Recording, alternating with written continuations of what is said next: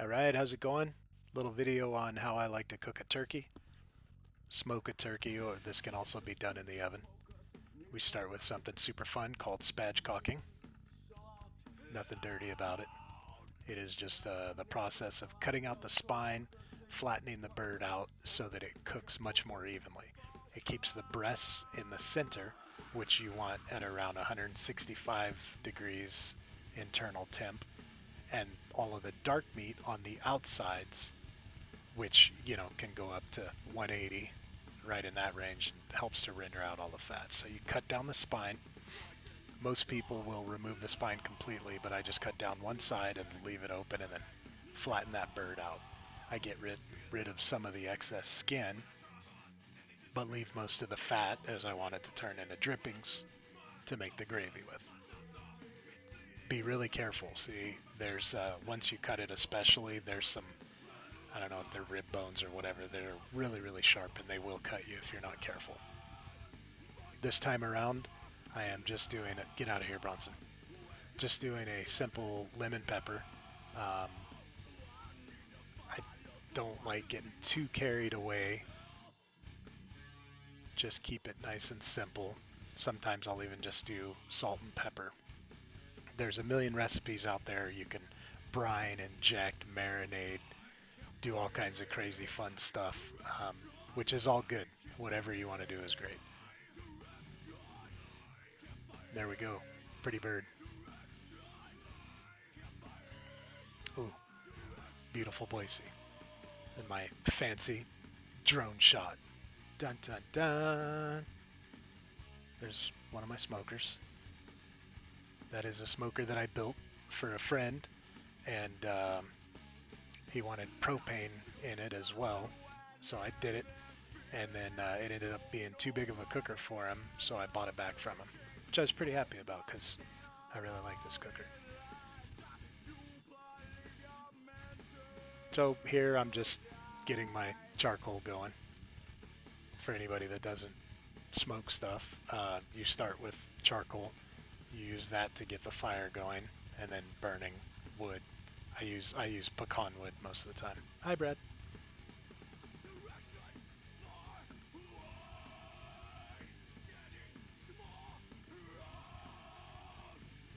So yeah, I guess I didn't need to leave all of this stuff in there, but in case you don't know anything about smoking and you're curious about how it works, you have to pay attention to it, and it takes a little bit more effort. Oven's easy. Set your oven at I don't know, 300 degrees.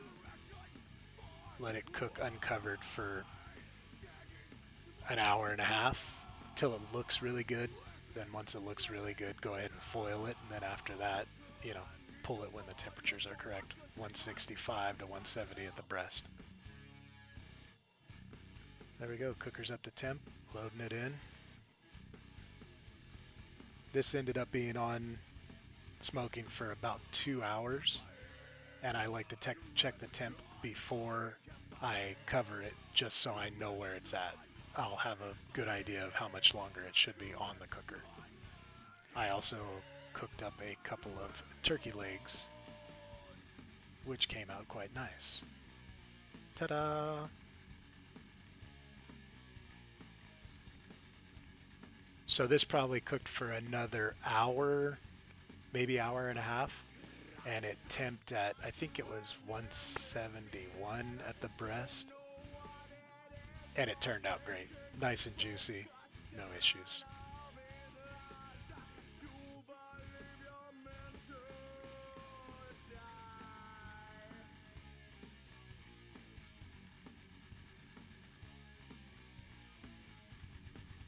So once I get it inside, I'll set it on the counter and uncover it for a few minutes just so that it can drop temp a little bit quickly and I can get a smell and good look at it. Then I'll cover it up and put it back in the refrigerator. Once it is cool enough to carve without, you know, being hot or releasing any steam, I'll pull it out, take the turkey out of the pan, and then I'll dump all of the drippings into a bowl and put that in the refrigerator. And then I will start carving, or massacring is more like it. I would not say that I'm good at carving a turkey. but you know, I get the job done. Oh yeah, nice and tasty.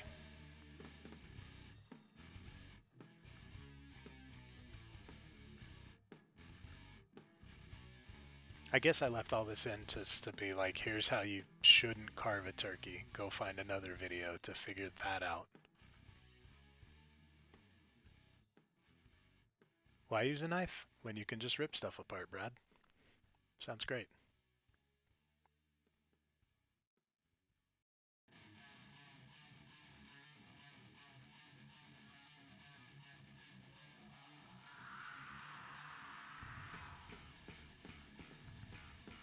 So once everything is cooled down and carved, notice there's no steam coming off of there.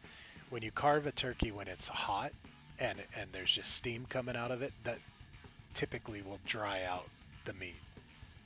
So I'll get it cooled down, get it all carved up, and then gently reheat it right before serving so that it's nice and warm, moist, ready to go. Juicy. Is that better than moist? Moist, juicy. Not sure. Look, don't use a knife when you can just rip its arm off. Oh, you weren't strong enough, huh? Okay. Yeah, make sure and get, oh, like that right there, that's the spine. So there's lots of good little bits of meat on there. And plus, if you're going to make a broth using the carcass, then it's a good thing to keep the spine in there while you're cooking it anyways.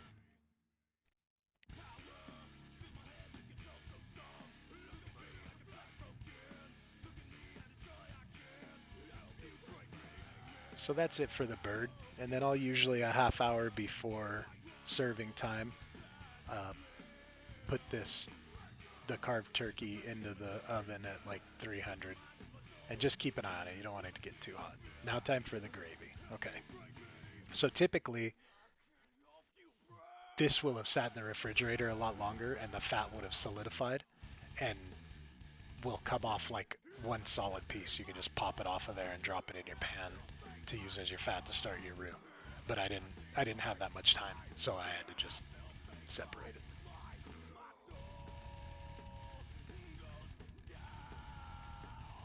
And I didn't like how much fat I actually got, so I just added a big old tablespoon of bacon grease.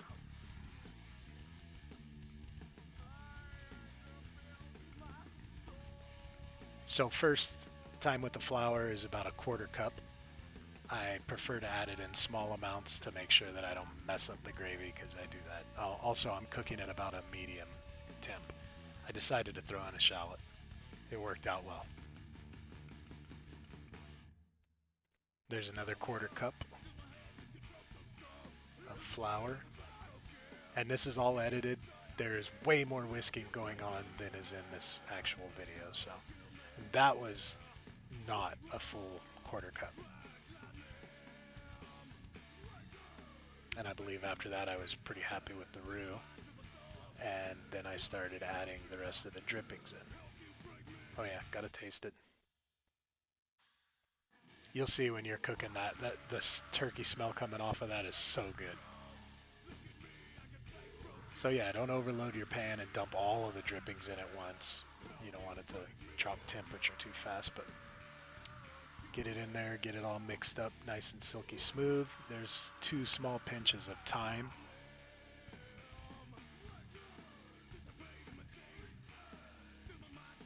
Along with some violent shakes of rosemary because that container's stupid.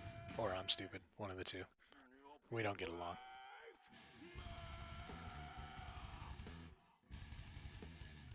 And then plenty of pepper. Be careful with salt. The drippings themselves will have some salt in them from the seasoning that was on the turkey. And then the bacon grease also has salt in it, so you can oversalt pretty easy when using those ingredients, so be cautious.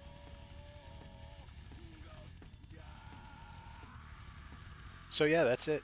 Nice turkey, clean pan, good turkey gravy. Have a good one.